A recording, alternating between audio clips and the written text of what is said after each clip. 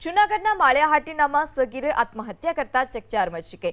રાત્રે ગળે ફાંસો ખાઈ સગીરે આત્મહત્યા કરી।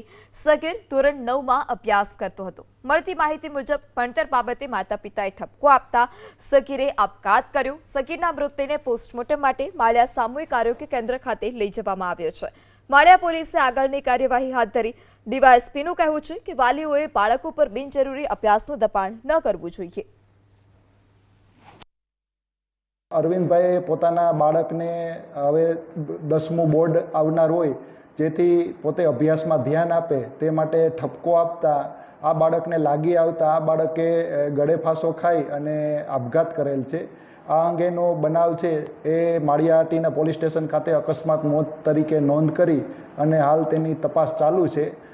ખાસ કરીને વાલીઓ માટે પણ એક લાલબત્તી સમાન આ કિસ્સો છે કે આપ પણ આપના બાળકોને અભ્યાસ માટે મોટિવેટ કરો એ બરોબર છે, પણ તેમની ઉપર બિનજરૂરી દબાણ ના લાવવું જોઈએ। ખાસ વાલીઓને પણ આ માટે એક અમારી વિનંતી